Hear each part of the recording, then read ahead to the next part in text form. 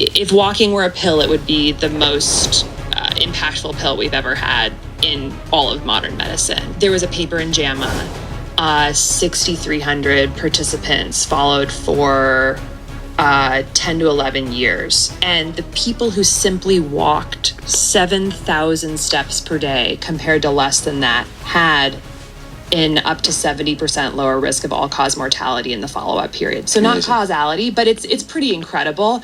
They've done follow-up. So this is just walking.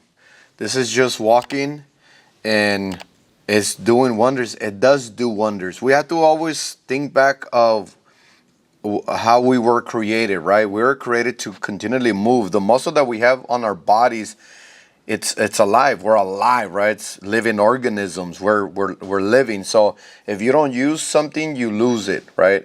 If you don't move, you start to stiffen up. You end up getting arthritis. You start to dry up, so on and so on. Every time you move, every time you get the heart rate up, every time you get the blood flowing, you get that endorphin, dopamine, you get the juices flowing, you end up lubricating the joints.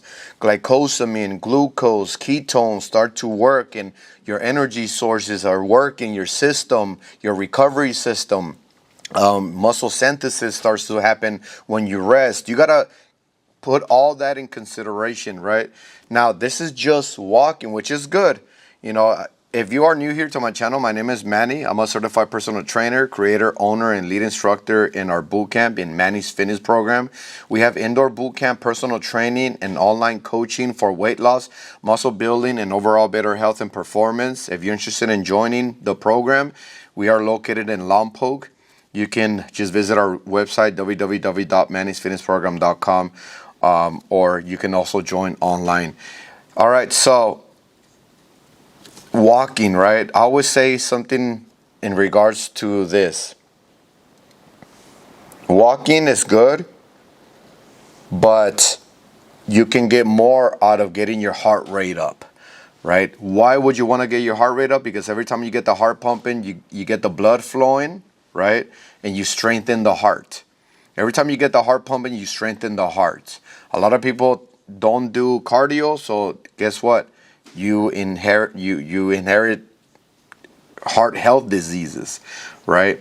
Your heart is weak to pump blood, so on and so on, right? You don't get blood in your whole system because your heart is weak. So a lot of heart health issues start to come, diseases start to come, weakness start to come, respiratory levels, conditioning starts to drop, so on and so on. All right, so, but walking is still good. Should you just depend on that? If you can jog, jog. If you can run, run.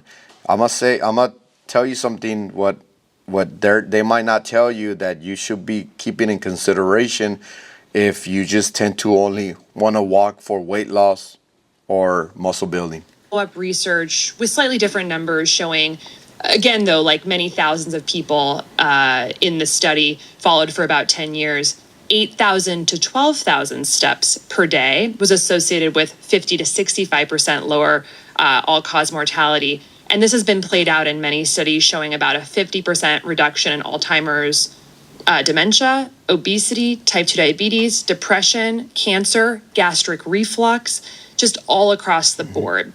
And I think the key thing is that it's not about the steps. It's about the fact that muscle contraction is medicine.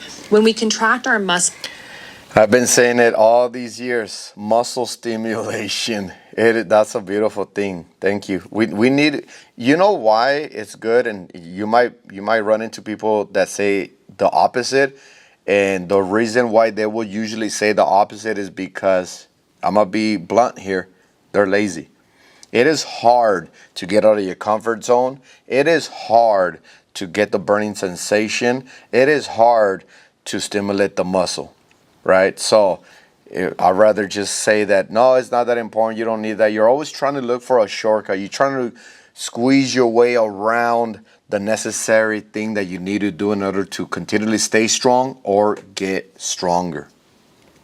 Even in a very low grade way, like walking or doing a couple air squats, we're activating AMPK, and we are essentially causing that cell to have a stimulus to push glucose channels to the cell membrane. Most of the time, the glucose channels are like in vesicles, inside, in little bags inside the cells. They're not on the cell membrane. So of course, that's going to keep the glucose in your bloodstream not being processed by the mitochondria.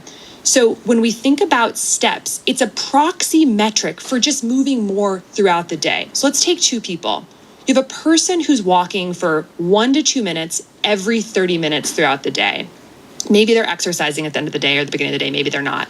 That person is stimulating glucose channels to be at the membrane all day. Now let's take another person who works out really hard for 1 hour in the beginning or the end of the day. They feel great about it. They've checked that off their box, but they're sitting the entire rest of the day. Yes, they have gotten the benefits from the exercise, but for a lot of that day, those glucose channels are inside the cell, not doing the work they could be doing. So I think about these. And that's why if you're working a office job or anything like that, you make sure that you take breaks, right? You get up, you go walk. Sometimes me and my wife will have that conversation, and she has mentioned that there's a copy machine there right next to her desk, but she will rather go to the one furthest away in order to be able to get up, walk, and have the body movement continually be happening throughout the day, right? Which is awesome. That's what this woman is talking about here. She's saying all the right things. That's beautiful.